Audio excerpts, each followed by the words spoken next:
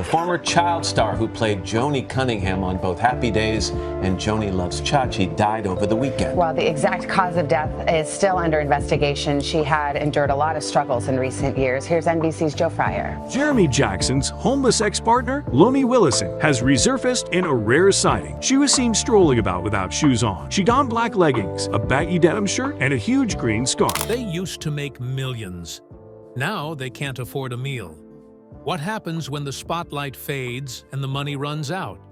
For these 20 stars, the answer is devastating. From the sitcom legend who pulled out his own teeth to sell online, to the movie star caught sleeping in Central Park, their stories will break your heart. You're homeless. Yeah, unfortunately. Tell me about it. Well, through a avalanche of unfortunate events and a bad relationship, which wiped me out financially. Cory Haim. Cory Haim was once a teen star, making $250,000 per movie in the 1980s. But his life fell apart as the years went by.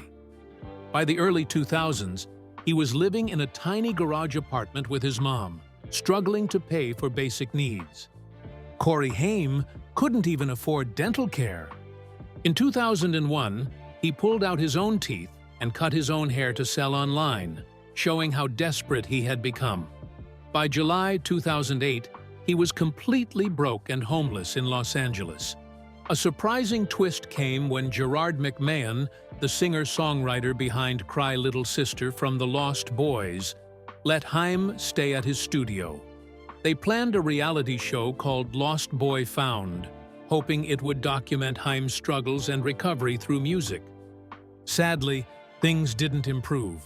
On March 10, 2010, at just 38 years old, Cory Haim died of pneumonia in his mom's apartment. He had been sick for days with flu-like symptoms. That night, he collapsed in front of his mom. She called 911, but he was pronounced dead shortly after. The coroner's report showed his lungs were filled with fluid and badly damaged, like those of a heavy smoker, even though Cory didn't smoke. Even after his death, the hardships didn't end. His family couldn't afford his funeral, so a celebrity memorabilia company had to pay for it.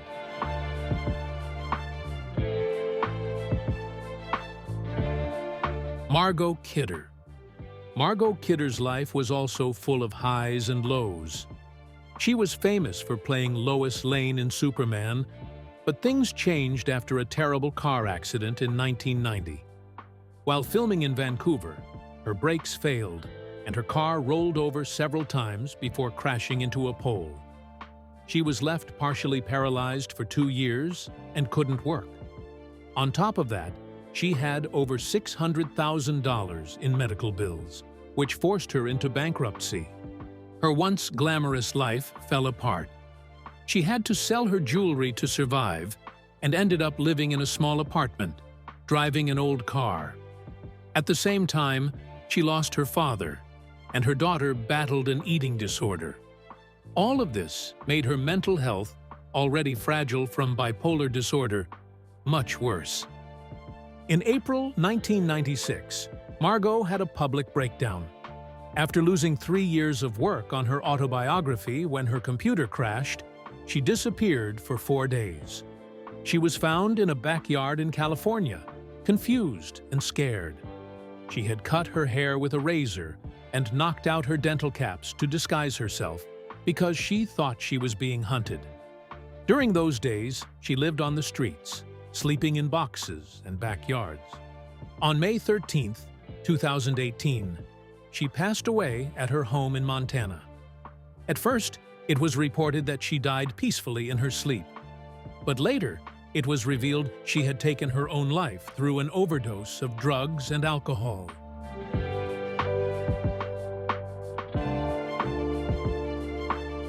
Leif Garrett. Leif Garrett started getting noticed in a TV show called 3 for the Road in 1975. But it was his singing that made him a superstar. In 1977, his first album came out and became a huge hit. His song Run Around Sue was loved by everyone. He was making $250,000 a year, which was a huge amount of money for a teenager back then. But while everything looked perfect on the outside, his life was falling apart. Leif later said he started using drugs when he was just 14 years old. The pressure to stay famous and the lack of support made things worse. Then, on November 3, 1979, just 5 days before his 18th birthday, everything changed. He went out partying, took drugs, and drank too much. He crashed his Porsche on the Hollywood freeway. His friend Roland Winkler was in the car with him. Roland survived but was paralyzed and could never walk again. Leif felt guilty about it for the rest of his life, and it pushed him even further into drugs. After the accident, Leif's life went downhill. Roland sued him, and the case dragged on for years. In 1987, Leif had to pay $7.1 million in damages. The guilt, the stress, and his drug addiction destroyed his career. He kept getting arrested for drugs in the 1980s and 1990s. In 1997, he was caught with cocaine. Then, in 1999, after telling everyone he was sober on a TV show, he was caught trying to buy heroin and cocaine. It was clear that he was struggling. He filed for bankruptcy in 2001 and had only $350 to his name, but owed over $76,000. From being a millionaire as a teenager, his net worth dropped to just $10,000 by 2024.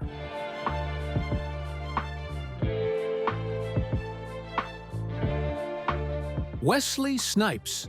Wesley Snipes was one of the biggest stars of the 1990s. He became famous for movies like New Jack City, 1991, White Men Can't Jump, 1992, and the Blade Trilogy, 1998 to 2004. At his peak, he made $10 million per movie and lived like a king. But everything changed when the IRS started looking into his finances in the early 2000s. The IRS discovered that Snipes hadn't filed his taxes for 5 years, from 1999 to 2004. During that time, he had earned about $40 million. In 2006, he was charged with failing to file tax returns and trying to cheat the government out of millions. He and his advisors even tried to get an $11.4 million refund for taxes he had paid earlier. Snipes claimed he was tricked by his advisors, but the jury didn't buy it completely.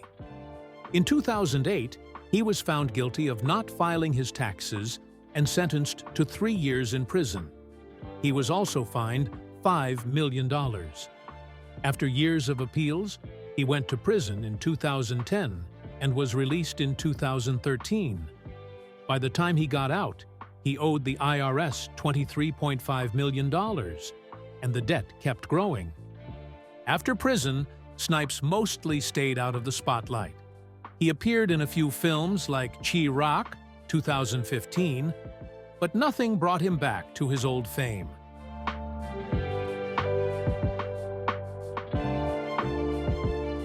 Erin Moran. Erin Moran was a beloved TV star who had a very different but equally tragic story. She was born on October 18, 1960, in Burbank, California, and started acting at just 5 years old.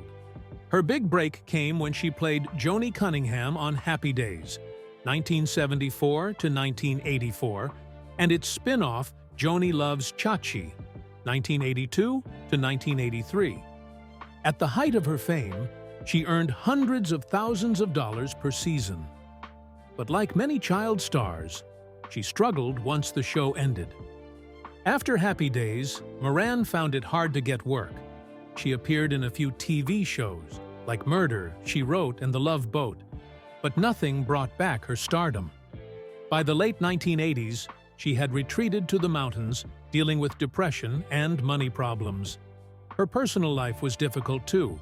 She married twice, and her second husband worked at Walmart. In 2010, she lost her home to foreclosure. and had to move into a trailer park in Indiana with her mother-in-law. Things got worse when reports of heavy drinking and partying surfaced, and she was eventually kicked out of the trailer park. In 2012, she got a small payout of $65,000 from a lawsuit with CBS over Happy Days merchandise, but it didn't solve her problems. Tragically, on April 22, 2017, Moran died in her mother-in-law's trailer.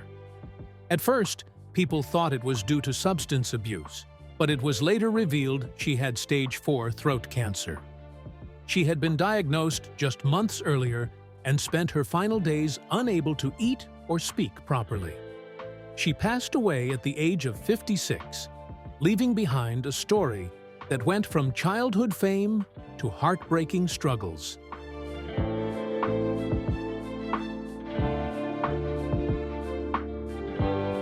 Gary Coleman. As a child, Gary Coleman became a household name playing Arnold Jackson on the sitcom Different Strokes, which aired from 1978 to 1986. He was funny, charming, and loved by millions. At his peak, Gary made $100,000 per episode, making him one of the highest-paid child stars ever. But behind the success, his life was falling apart. Gary trusted his adoptive parents, Willie and Sue Coleman, and his business advisor to take care of his money. Instead, they took most of it. By the time Gary turned 18, out of the $18 million he earned, only $220,000 was left. Shocked and betrayed, Gary sued them in 1989 for $3.8 million. He eventually won $1.28 million in 1993, but legal fees and medical bills ate up almost all of it. By 1999, at just 31, Gary was bankrupt. Once a star, he ended up working as a security guard just to pay his bills. Gary's health problems made things even harder.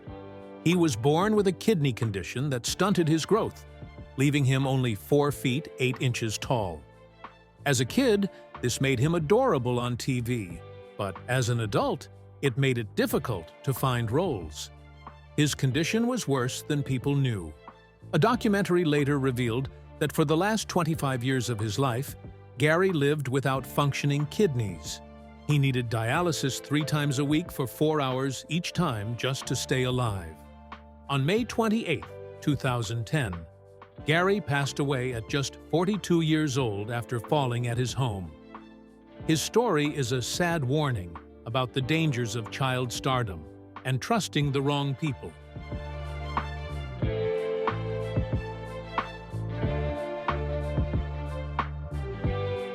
Brett Butler. Brett Butler's life is another story of fame that spiraled into trouble.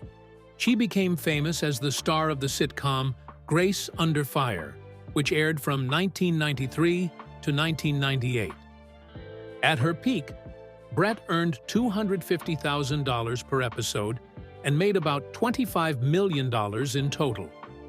But even as her career soared, her life was unraveling. Brett struggled with addiction for years. She was already battling alcoholism when she started the show, but things got worse. She later admitted to taking up to 8 Vicodin pills before table reads, drinking coffee to wash them down. Her behavior on set became erratic, and her co-star Julie White quit the show because of it. In 1998, halfway through the season, ABC canceled Grace Under Fire. The show's sudden end damaged Brett's reputation, and she struggled to find work afterward. After the show, Brett tried to escape Hollywood by moving to a farm in Georgia, but her addiction and poor money management caused her to lose the farm. She later admitted she spent her money recklessly because she felt guilty about being rich. By 2011, Brett was in financial ruin. A report claimed she was living in a homeless shelter, though Brett denied this. Still, her situation was dire. She tried to make a comeback with stand-up comedy and even pitched a reality show about her psychic abilities, but nothing worked. In 2012, Brett got a lifeline from Charlie Sheen, who helped her land a recurring role on his show Anger Management. But even with this role, Brett's finances didn't recover. She said her earnings only covered basic living expenses in Los Angeles. The COVID-19 pandemic made things worse, and by 2021, Brett was 6 months behind on her rent. A friend started a GoFundMe to help her avoid eviction, and fans donated over $12,000.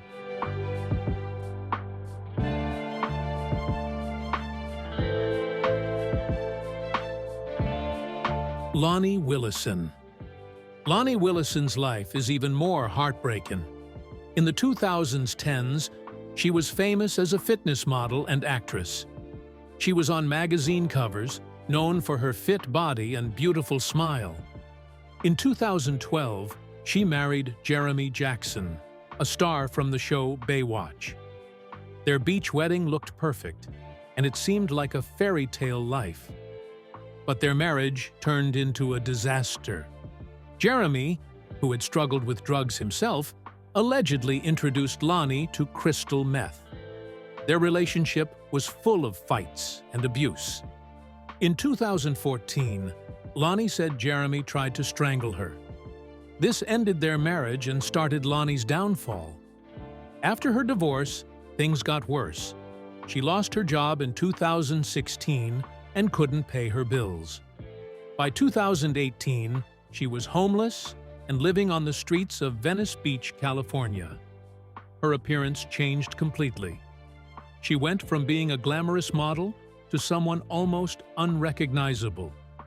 She pushes a shopping cart with her belongings, her hair is dirty and matted, and she has missing teeth. It's a shocking change.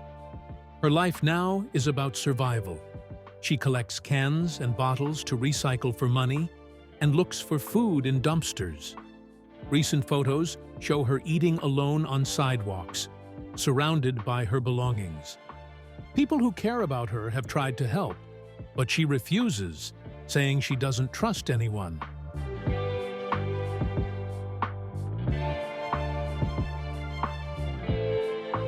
Bonnie Franklin.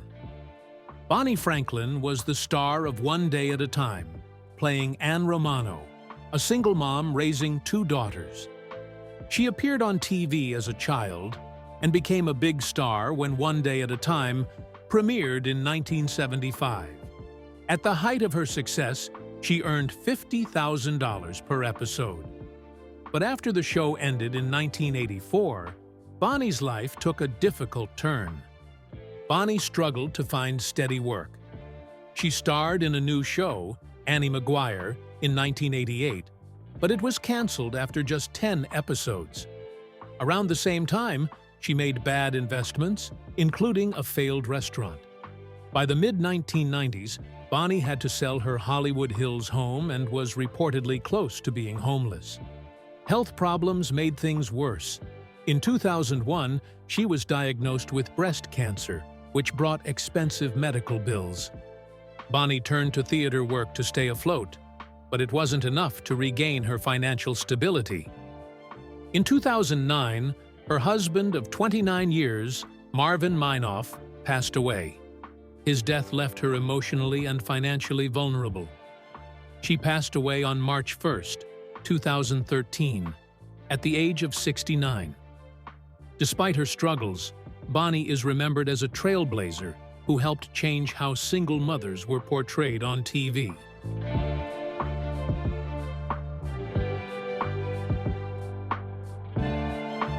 Ria Pearlman. Ria Pearlman was loved by everyone for her role as Carla Tortelli on Cheers.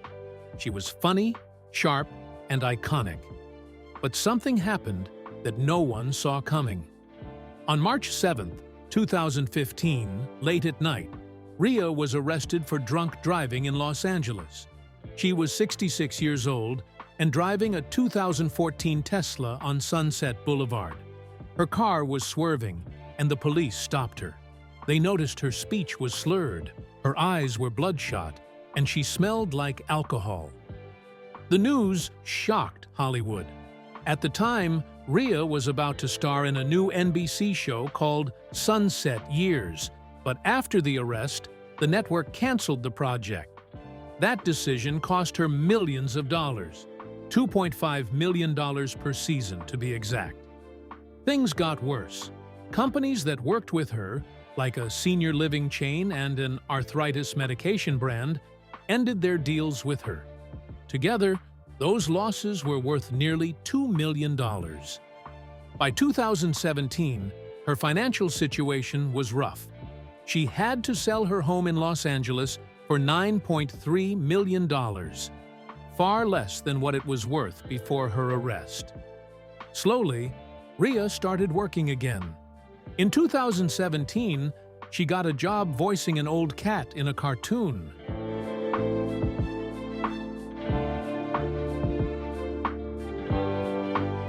Tom Arnold. Tom Arnold also saw his life unravel after his rise to fame. He became well known on Roseanne in 1988, playing Arnie Thomas. Off-screen, he fell in love with Roseanne Bar, and they married in 1990. The couple was famous and powerful, creating shows and launching projects together.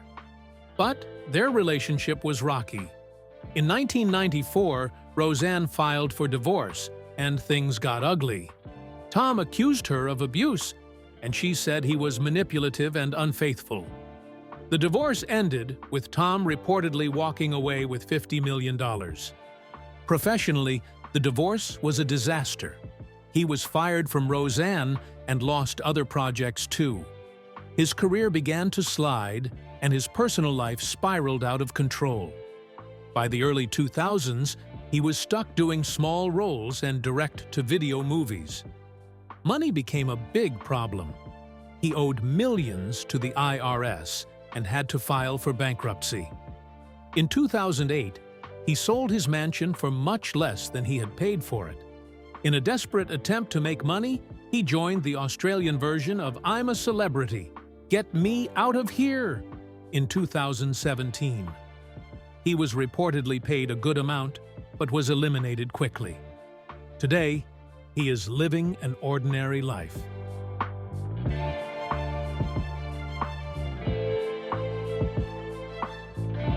Roseanne Bar. Roseanne Bar rose to fame as the creator and star of the sitcom Roseanne, which premiered on October 18, 1988. Despite her success, her life was full of controversies that eventually destroyed her career. Born on November 3, 1952, in Salt Lake City, Utah, Bar faced challenges early in life. At 16, she was in a car accident that caused a brain injury, drastically changing her behavior and leading to 8 months in a psychiatric hospital. Roseanne was groundbreaking, and at its peak, Bar earned $40 million for the final 2 seasons, making her one of the highest-paid women in entertainment. But her outspoken and controversial actions often overshadowed her talent. In 2009, she posed as Adolf Hitler in a photo shoot, sparking outrage. Then, in 2012, she ran for president with the Peace and Freedom Party, receiving around 50,000 votes. The biggest blow came on May 29, 2018, when Bar tweeted a racist comment about Valerie Garrett, a former advisor to President Obama. The backlash was immediate. ABC canceled the newly revived Roseanne that same day. Bar blamed the tweet on Ambien, but the excuse didn't help.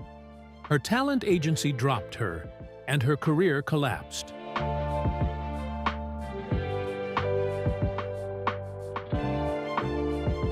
Tony Danza. Tony Danza, the star of Who's the Boss, had a similar fall from grace. When the show ended in 1992, it seemed like he would stay on top. But things quickly went wrong. He invested in a pizza chain called Tony's, which went bankrupt in 1993. He lost millions. Then, a skiing accident in 1993 left him with severe injuries and over $400,000 in medical bills. Acting jobs became harder to find. People only saw him as Tony Michelli, and nothing else. By 1996, he couldn't pay his mortgage and lost his house. His family had to sell their belongings, and for a while, they had no home. They stayed in motels and even slept in their car. At one point, Tony was spotted sleeping on a park bench, and the photo ended up in tabloids. In 1997, Tony started teaching at a high school as part of a reality TV experiment. This led to a slow comeback. He worked on Broadway and hosted a talk show in 2004. But he never regained the fame he once had.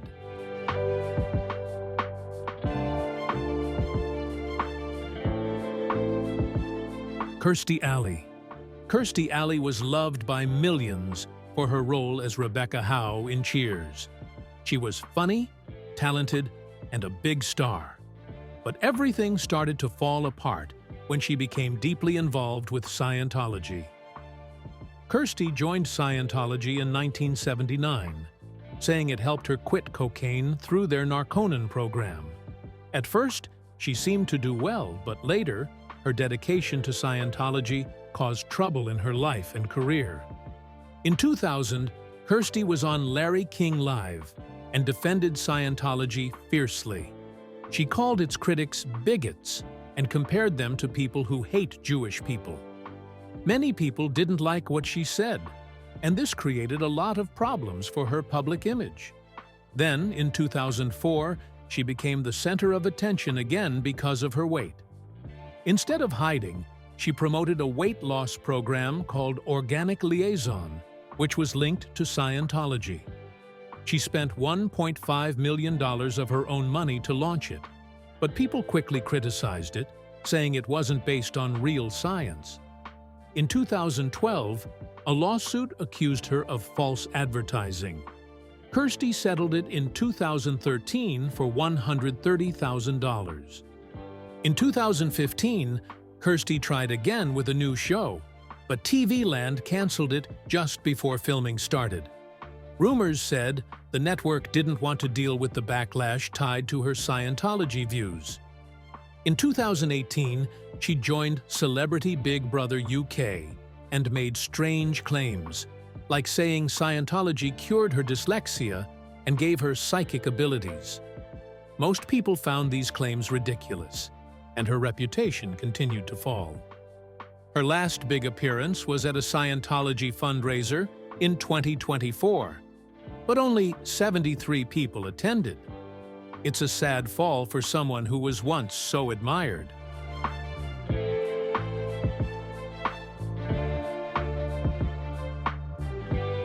John Goodman. John Goodman is famous for playing Dan Connor on Roseanne, but his path to success was very difficult. He was born on June 20th, 1952, in St. Louis, Missouri. Before his acting career took off, John struggled a lot. In the early 1980s, he moved to New York City with $1,000 his brother gave him. The money didn't last long, and John had a hard time surviving. He lived in a small apartment in Hell's Kitchen and often couldn't pay rent. Sometimes he slept in Central Park and used newspapers to stay warm. On top of this, John started drinking heavily, which made everything worse. He later admitted to drinking up to 2 bottles of vodka a day. His addiction caused him to miss auditions and hurt his relationships. In 2007, things hit rock bottom. John woke up in a hotel room with no memory of how he got there. The next day, he checked into rehab and started his journey to sobriety.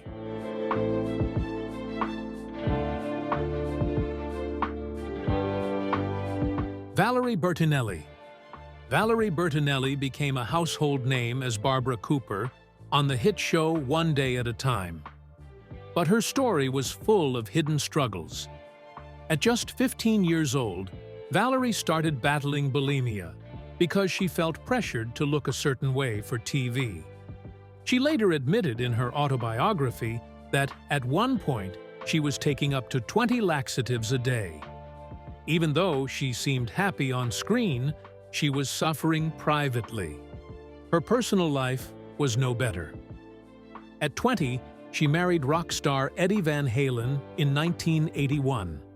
Their marriage seemed like a dream, but quickly turned into a nightmare. Both of them were addicted to cocaine, and their relationship was full of problems, including infidelity. In 1984, Valerie overdosed on cocaine while working on One Day at a Time. Her career took a hit in 2020 when Food Network canceled her shows Valerie's Home Cooking and Kids Baking Championship. Around the same time, her ex-husband Eddie Van Halen died of cancer, which devastated her. Rumors surfaced that she was struggling financially, with reports of her shopping at discount stores and driving an old car. Some even said she was living out of her car, though these claims were never confirmed.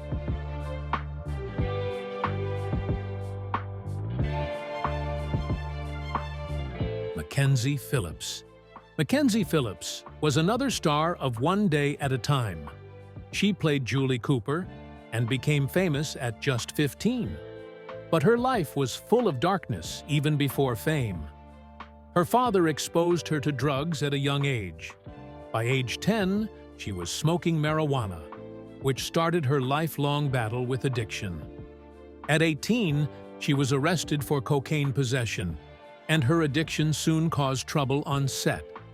By 1980, she was fired from the show because of her behavior. She was given a second chance in 1981, but couldn't stay clean. In 1983, she collapsed on set and was fired for good. Her personal life was just as tragic. In her 2009 memoir, High on Arrival, McKenzie revealed a shocking secret. She had a long-term incestuous relationship with her father, which began when she was 19. This revelation shocked Hollywood and her fans. Over the years, McKenzie's addiction led to multiple arrests and rehab stays. At her lowest point, she was almost homeless, relying on friends for a place to stay.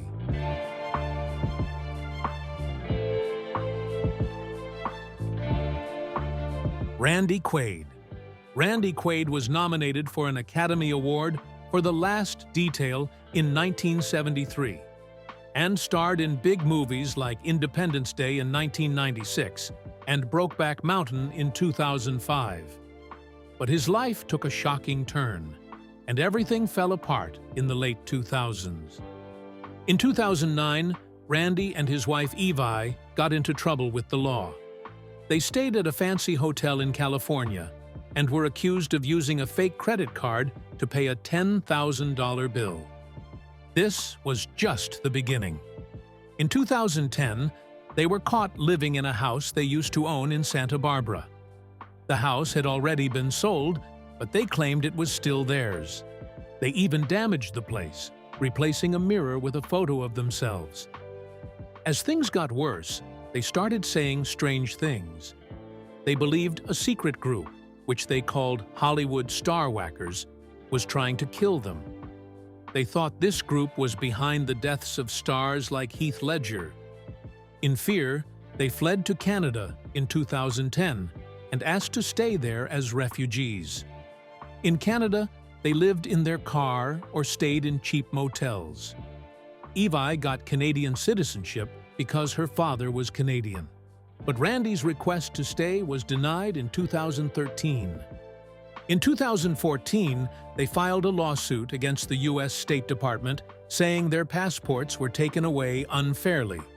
Then, in 2015, they were arrested while trying to cross the border into Vermont. The charges were dropped, but their troubles didn't end. They kept living a difficult, unstable life, often in their car or relying on friends.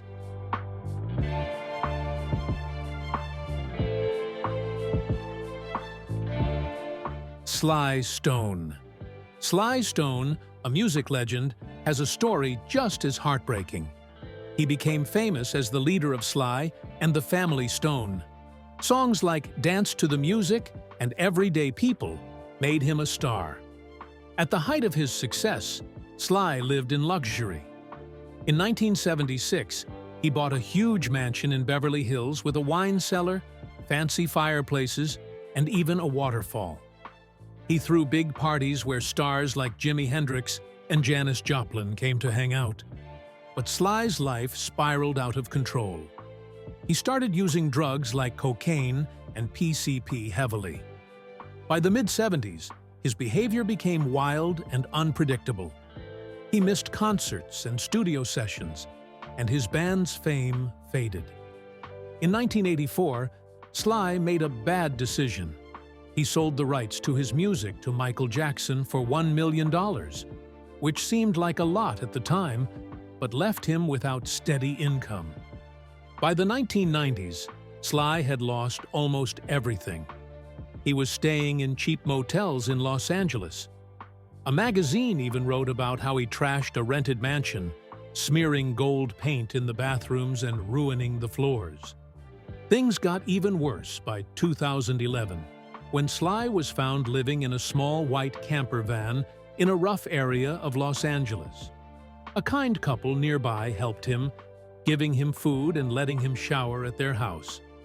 Sly said he liked living in his van and didn't want to stay in one place.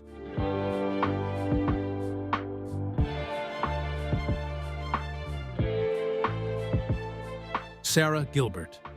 Sarah Gilbert, who played Darlene Connor on Roseanne, had early success that seemed unstoppable.